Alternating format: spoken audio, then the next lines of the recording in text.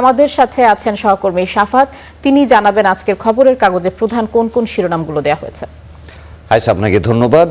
এবার জানিয়ে দিতে চাই বাংলাদেশের সর্বাধিক পঠিত যে সকল সংবাদপত্র রয়েছে তারা আজকে কি কি শিরোনাম করছে সেই ব্যাপারে। আপনারা ইতোমধ্যেই জানেন যে ঈদের ছুটি শুরু হয়ে গেছে, ঈদের একটা আমেজ কিন্তু পত্রপত্রিকাতেও দেখা গেছে। ছোটবেলার একটা নস্টালজিয়া দিয়েই আসলে প্রথম আলো আজকে শুরু করতে চাই। প্রথম আলো থেকে দেখতে পাচ্ছেন যে বিখ্যাত কার্টুনিস্ট রফিকুন নবী রণবী রয়েছেন। রণবী কিন্তু ঈদি টক, যেটি এই টক বলতে আসলে খাবারের টক না, কথার টক বলা হয়েছে। তো ঈদের ছুটির দিনগুলোকে আনন্দময় করতে প্রথম আলোর যে বিশেষ ঈদ উপহার রণবীর কার্টুন, সেখানে বরেণ্য চিত্রশিল্পী রফিকুন নবী, যাকে আমরা রণবী হিসেবে জানি, তিনি ঈদের সংলাপ শীর্ষক বেশ কিছু ছবি কিন্তু এখানে প্রকাশ করা হয়েছে। তিনি কার্টুনের মাধ্যমে আসলে পুরো অবস্থাটি বোঝানোর চেষ্টা করেছেন। তো ব্যাপারটা হচ্ছে যে আসলে যে জিনিসটা থাকে যে ব্যঙ্গাত্মক তথ্যের মাধ্যমে কিন্তু আসলে আমাদের নাগরিক জীবনের যে সত্য ঘটনাগুলো সেগুলোকে বের করে আনার একটা চেষ্টা রফিকুন নবী সেই অনেক আগে থেকে করে এসেছেন। তো এবারও আসলে তার ব্যতিক্রম নয়। সে জায়গায় কিন্তু কয়েকটা ফানি এরকমভাবে কার্টুন দেখা যাচ্ছে যে ভাগ্যিস বেকার, তা না হলে ঈদের বাজারে ঢুকতে হইতো, এরকম একটা বিষয়। মানে এখানে বর্তমান সময়ের অর্থনৈতিক একটা বাস্তবতা নিয়ে কিন্তু একটা কার্টুন করা হয়েছে। তার পাশাপাশি বলা হয়েছে যে একটা বিষয় যে একটা ডাস্টবিনের ভিতরে একটা ভদ্রলোক আরেকজনকে জিজ্ঞাসা করছে যে বলেন তো দেখি যে এর মধ্যে এখন কি ফেলা উচিত। এই লোকটি বলেছে সবার পচা কথা আর গুজবগুলোকে। তো তার মানে এখানে কিন্তু এই দুইটা কার্টুনই যদি এক্সপ্লেইন করি অনেক বড় কিন্তু মেসেজ দিচ্ছে। সোশ্যাল মিডিয়ার ভিতরে নানা রকম গুজব থেকে শুরু করার পাশাপাশি ব্যক্তিগত আক্রমণ সহ যে নেগেটিভ বিষয়গুলো রয়েছে সেগুলো খুব ব্যঙ্গাত্মকভাবে প্রকাশ করা হয়েছে।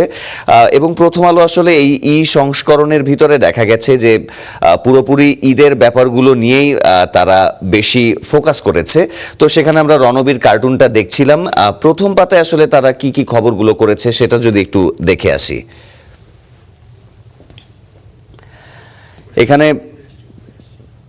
প্রথম পাতায় আমরা যেটি দেখতে পাচ্ছি যে ঈদ যাত্রার খবরটাই মূলত ফোকাস করা হয়েছে। এর মূল কারণ হচ্ছে যে এখন তো ঈদের ছুটি শুরু হয়ে গেছে, এক সপ্তাহ সরকারি ছুটি, তার পাশাপাশি গণমাধ্যমরা আসলে 5 দিনের ছুটি পাবেন। তো এখানে যেখানে শিরোনামটি করা হয়েছে বলা হচ্ছে যে স্বস্তিতে শুরু হলো ঈদ যাত্রা, বাস ট্রেনে বাড়তি চাপ। স্বভাবতই আসলে ঈদের ছুটিতে এবার যেহেতু লম্বা একটা ছুটি রয়েছে, তারপর দেখা যায় যে ঈদের শেষে শুক্র শনিবার পড়লে সেই ছুটির পরিমাণটা আরেকটু বেড়ে যায়। তো স্বাভাবিকভাবেই ছোট ছোটভাবে শিরোনামে কিছু বিষয় বলা হয়েছে যে উত্তর ও সিলেটের পথে কিছু স্থানে ধীরগতি, দক্ষিণবঙ্গ স্বাভাবিক, বাড়তি ভাড়ার অভিযোগ। এই বিষয়টি বলা হচ্ছে। ট্রেনের দিকে বলা হচ্ছে যে সময় মতো ট্রেন ছাড়লেও আসন মাত্র 35,000, আজও আগামীকাল ভিড় বাড়তে পারে, আজকের এই ব্যাপারটা বলা হচ্ছিল। তারপরে ঢাকা সদরঘাট টার্মিনাল থেকে দক্ষিণাঞ্চলগামী যাত্রীদের স্বস্তিতে যাত্রা শুরু হয়েছে। পদ্মা সেতু হওয়ার পরের থেকে একটা বিষয় দেখা গেছে যে লঞ্চে কম্পারেটিভলি যাত্রাটা একটু কমেছে যাত্রীদের। আর যারা আসলে একটু স্বস্তি নিয়ে যাত্রা করতে চান তাদের ক্ষেত্রে আসলে লঞ্চ বরাবরই দক্ষিণাঞ্চলের মানুষের জন্য পছন্দের একটা পরিবহন। তো সেই লঞ্চে আসলে যাত্রা একটা স্বস্তি দেখা যাচ্ছে, এই ব্যাপারটা হয়েছে। তার পাশাপাশি আমরা দেখতে পাচ্ছি যে কাবুলে হাসপাতালে পাকিস্তানের বিমান হামলায় নিহত 400 জন। আন্তর্জাতিক পরিস্থিতির একটি খবর শিরোনাম করা হয়েছে।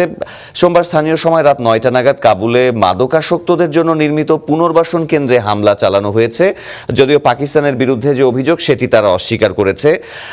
আরেকটি গুরুত্বপূর্ণ আন্তর্জাতিক খবর কিন্তু ইরানের ব্যাপারে বলা হয়েছে যে ইসরায়েল দাবি করেছে যে তারা আয়াতুল্লাহ আলী খামেনিকে হত্যার পর লারিজানি, ইরানের যিনি শীর্ষ পর্যায়ের নেতা ছিল, তাকে হত্যা করা হচ্ছে।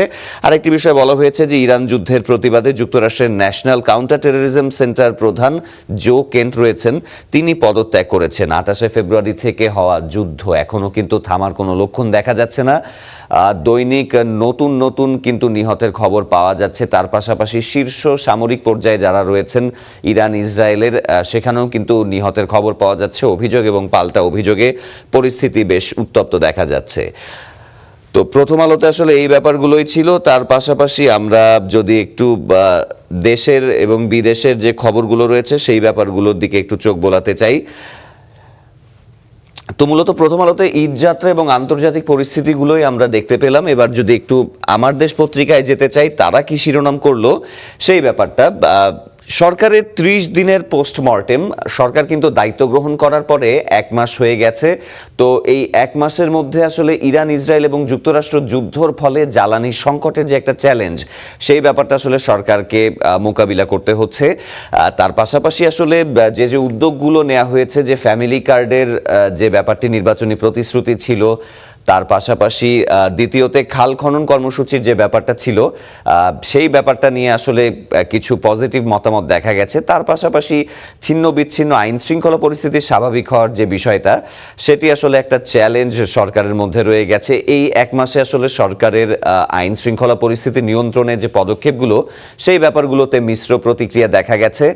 বিশেষ করে আমরা রাজধানীর মোহাম্মদপুর এলাকার ভিতরে যে জিনিসটা দেখেছি, যে ছিনতাই সহ ডাকাতির ঘটনা কম্পারেটিভলি একটু বেড়ে গেছে। তো সেই অবস্থা নিয়ন্ত্রণ করার জন্য পুলিশ বিশেষ অভিযান চালিয়েছে। এর পাশাপাশি মাদক বিরোধী অভিযানেও কিন্তু পুলিশকে অংশগ্রহণ করতে দেখেছি আমরা বিগত কয়েকটা রোজার মধ্যে। তার পাশাপাশি আরও একটি বিষয় শিরোনাম করা হচ্ছে যে ঘরমুখো মানুষের চাপ থাকলেও ঈদ যাত্রায় স্বস্তি। মোটামুটি সবাই আসলে এই ৭ দিনের সরকারি ছুটির ভিতরে ঈদ যাত্রায় আসলে কি অবস্থা, সেই ব্যাপারে তথ্যগুলো দেওয়া হয়েছে। তার পাশাপাশি আন্তর্জাতিকভাবে যে খবরটি আবারও স্থান পেয়েছে, যে ইরানের আলী লারিজানিকে হত্যার দাবি করেছে ইসরায়েল। গতবারও কিন্তু দেখা গিয়েছিল একটি বিষয়ে, যে যখন আয়াতুল্লাহ আলী খামেনিকে হত্যা করা হয়, সকাল নাগাদ বাংলাদেশ সময় আমরা তথ্য পেয়েছিলাম, কিন্তু ইসরায়েল কিন্তু আগেই নিশ্চিত করেছিল যে তাদের কাছে ছবি সহ হামলার বিস্তারিত রয়েছে। আসলে এবার এই হত্যার যে দাবি করা হয়েছে, সেই দাবির আসলে সত্যতা কতটুকু, সেটা কিন্তু ইরানের যারা গণমাধ্যম, তারা কিন্তু ইতোমধ্যেও নিশ্চিত করে ফেলেছে। তো দেখা যাচ্ছে যে ইরানের শীর্ষ পর্যায়ের যে IRGC থেকে শুরু করে সামরিক নেতৃত্ব, সেগুলোকে একে একে বিনাশ করার ক্ষেত্রে ইসরায়েল তাদের যে অবস্থাগুলো নিয়েছে বা যে ব্যবস্থা গ্রহণ করেছে, সেগুলো জানিয়েছে। দুঃখিত। সরকারের ৩০ দিনের যে পোস্টমর্টেমের ব্যাপারটি, সেখানে বিস্তারিত খবরগুলো দেয়া হয়েছে। তার পাশাপাশি আমরা একটু সমকাল দিয়ে যদি শেষ করতে চাই, সমকাল আসলে প্রধান কি শিরোনাম করেছে, সেখানে সমকালও কিন্তু বলছে যে নিরাপত্তা প্রধান আলী লারিজানি নিহতের খবর ইরানও নিশ্চিত করেছে সেই খবরটি। এরপরে ডোনাল্ড ট্রাম্প বলেছেন যে ইরান ইস্যুতে ন্যাটোর সহায়তা না দেওয়ার সিদ্ধান্ত, এই ব্যাপারটা একটা খবর আছে, সেটা একটু দেখতে পাচ্ছি, যে ইরান ইস্যুতে ন্যাটোর সহায়তা না দেওয়ার সিদ্ধান্ত খুবই বোকামিপূর্ণ ভুল। এই ব্যাপারে আসলে ডোনাল্ড ট্রাম্প তার একটি মতামত ব্যক্ত করেছেন, সেই বিষয়টি দেখা যাচ্ছে। আমরা একটু রাজধানীর দিকে যদি চোখ বুলাই, রাজধানীতে কি করা হয়েছে, এই জায়গায় একটি দেখা যাচ্ছে যে মিডিয়া ক্লাব ঢাকার সভাপতি নির্বাচিত হয়েছেন মীরের সরাই, সেখানকার খবর দেওয়া হয়েছে। তার পাশাপাশি রিকশা চালক হত্যার গুজব ছড়িয়ে উত্তরায় শপিং মলে ভাঙচুর, লুটপাট, গ্রেপ্তার, এই ব্যাপারগুলো নিয়ে তথ্য করা হয়েছে। আমরা যদি একটু শেষ করে দিতে চাই, সেখানে একটু অর্থনীতির পরিস্থিতিটা দিয়েই শেষ করি, যে কি অবস্থা। এখানে একটি বিষয় বলা হচ্ছে যে BGME এর একটি তথ্য দেওয়া হচ্ছে যে 98 ভাগ কারখানায় বেতন বোনাস পরিশোধ করা হয়েছে। সর্বশেষ যে এই টপিকটা দিয়ে শেষ করতে চাই, সংবাদপত্রের অংশটা, প্রত্যেকবারে দেখা যায় যে ঈদ যাত্রার সময় একটা বিষয় থাকে, যে সকলেই তো বাড়িতে যেতে চান, কিন্তু টাকা নিয়ে যে অবস্থাটা দেখা যায়, যে গার্মেন্টস সেক্টরে একটা বিষয়, যে ন্যায্য যে তাদের মজুরির বিষয়টা, মাসিক বেতন, তার পাশাপাশি ঈদ বোনাস নিয়ে একটা ভোগান্তির মধ্যে পড়ে থাকেন যে সকল মানুষ গার্মেন্টসে কাজ করে থাকেন।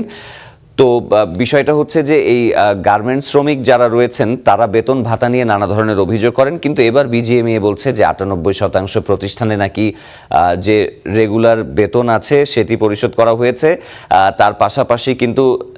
তার পাশাপাশি বলা হচ্ছে যে বোনাসও পরিশোধ করা হয়েছে। তো বাস্তবিকভাবে বিগত বছরের তুলনায় যদি এই সংখ্যাটা সত্য হয়ে থাকে, তাহলেই ব্যাপারটা অবশ্যই আশাব্যঞ্জক।